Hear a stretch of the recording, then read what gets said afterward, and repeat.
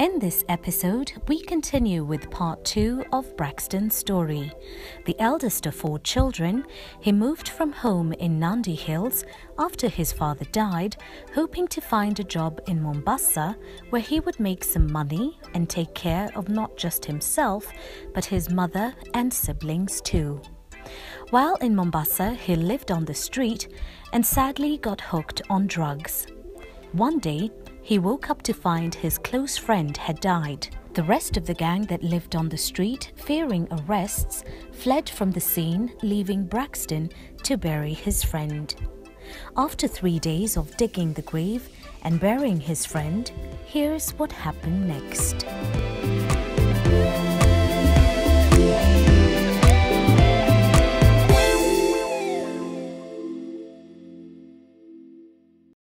There was a church opposite pale Mapembe ya Mombasa. There was a church there. So I went there and I don't know what I went to do in the church because hata sikufanya anything. And then I went back to that mama and nikamnarratia the story. So at that point ndiye aka decide kunisaidia. Akaniuliza kama anaweza taka kutoka kwa street. And nikamwambia yes, I'd love to get out of the street. Akanipeleka rehab, it didn't work. And then she took me to Tanzania, where nilikuwa isolated from the people, from the society. It was a struggle getting out of drugs, just like that. But I made a commitment after what happened that I want to get out. So kulikuwa na hizo relapse. But she didn't give up on you? Yeah, she didn't give up on me. Kulikuwa na time nilikuwa I would steal from her to go get drugs, but hakuwa najua because nilikuwa nimeanza kureduce dosage. Kuna time pia nikatoroka kabisa for like 3 months, and then I came back and she accepted me. And then nikaanza kumkuwa clean, akanipeleka shule. I did hairdressing and beauty. Then I worked in Tanzania for some time, and then I came back to Mombasa. I wanted to help other people who were in the streets too. So I came back to Mombasa and I wanted to find out what killed my friends and also to help other street kids who are in the street wenye wanataka kutoka home, because actually in the streets, not all street children are orphans. Kuna watu wenye home kwao wako poa, they have money, they have everything.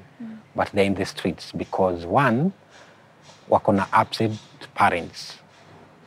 So they don't get that love from home.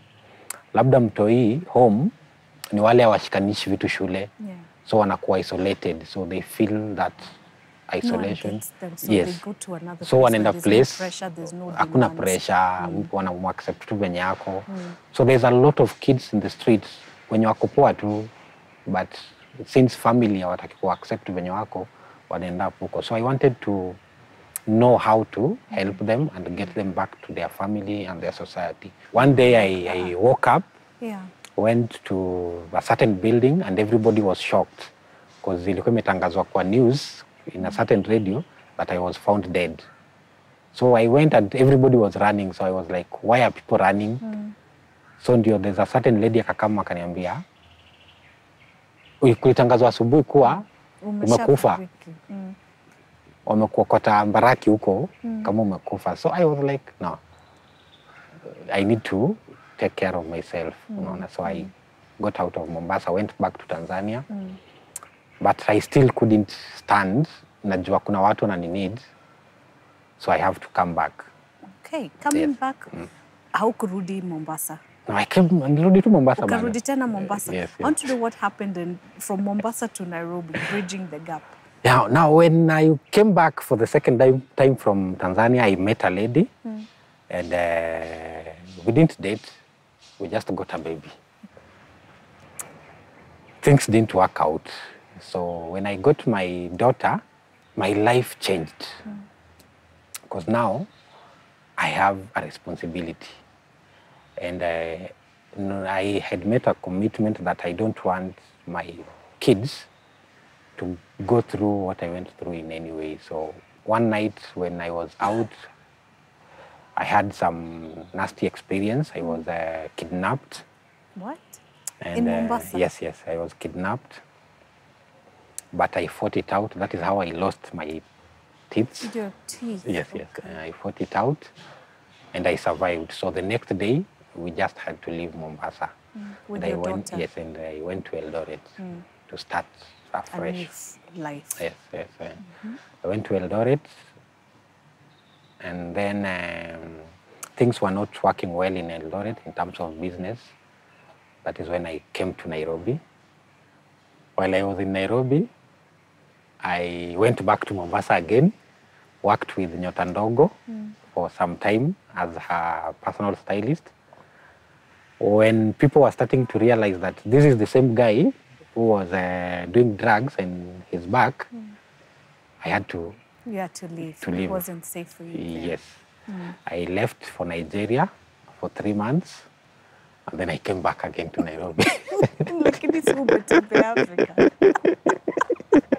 You're a true Pan-African citizen. Yes. Okay. But all in all I always want to do is to inspire our generation. Our generation is into a lot of drug addictions, and it's unfortunate that you'll meet, for example, a beautiful lady. Before you know, this lady is smoking weed, is using coke. It's very easy to slide down to those habits. And then when you listen to their story, you find it's something small. It's like he's just sleeping. There's nobody to wake them up and show them that you don't need somebody else for you to reach your destiny. You just have to pick up something, one thing that you are good at, and it can make all the difference. And for you, the one thing that makes the difference is hairdressing. Yes. The fact that I hate women when it comes to relationships. You can't hate women. You had one bad experience. Let's be clear here. You know, the fact that I hate them when it comes to relationship, but I love them when I see them walk in the salon. You see? Right. I just love that. And it keeps me going. And that moment when I do something to a client and she's happy and she tells me you've done a good job, it just keeps me going. Okay. In looking at the hairdressing industry, we're seeing a lot more men are beginning to take position, are beginning to really shine. It's not just a preserve for mitu business ya wanawake, nendo fungue saloon, and then you get some shampoo girls. There are a lot more men who are coming through and saying, I'm not just a barber, neza kustyle nywele, I can do bridal makeup. Men are taking over. What would you like to say? So it started out as a hobby. And then I've worked in different parts of the country. And I've worked outside the country. I've learned a lot of things in the business. And I've learned more business side of hairdressing and beauty than just service delivery. Right.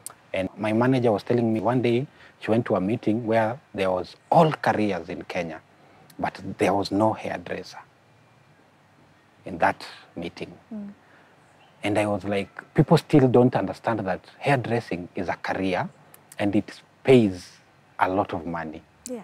If you're good at what you do and you keep your eye on the finances, it's a business like any other. Like any other business. Who are making even more money than bankers. Exactly. And they're hairdressers. Yeah, because if you take it professionally, package yourself professionally, and you take it as a profession and as a service industry, it's one of the best industry you can ever work in. In standardizing the quality of the hair and beauty industry, I think many people don't pay attention to the possibilities of that field because there's always a gray cloud. How are hairdressers trained, certification, service provision, because you can go into a salon and ask for a hairstyle in 3 different salons and it's done in 3 different ways.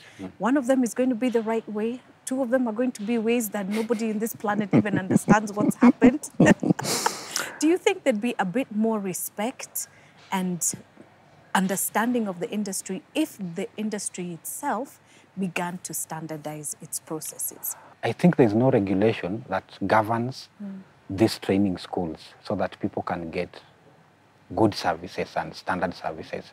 So you find when a hairdresser wants to gain more knowledge, maybe he or she will go out to get more knowledge and learn more about hair, about product knowledge and stuff like that. You'll find that salon owner will chip in more to train staffs for them to deliver. Yeah. So if you find a salon owner who is not growth oriented, that is when service will go down. You've done so many different things. You've worked as a stylist. You are now quite firmly in the hair and beauty industry. You've got interests in music. What do you see for yourself in the future? What would you like? I just want to change my generation's life, inspire people, especially who are in the streets, get them out of the streets one by one. I have a foundation, but it's not that big because I'm still working on one-on-one basis. What I normally do is I identify a kid who needs help, and then I approach people on individual level. I tell them this kid needs education, this is where he's going to school, and this is how much he's paying. How much can you pay? This is the school's account number. And when the schools close, I find rescue centers where they can go and stay until schools reopen. In closing, I would like to give you an opportunity to speak to someone who's watching and has had a difficult background, is facing a difficult future as well. I'd like you to inspire them and speak to them, and you can speak to this camera direct. Wow. What I'd love to tell anybody who is going through a challenge is that we are all able to reach our destiny, and as long as uko kwa hii dunia ulizaliwa, you have a purpose, and you will never die without fulfilling your purpose.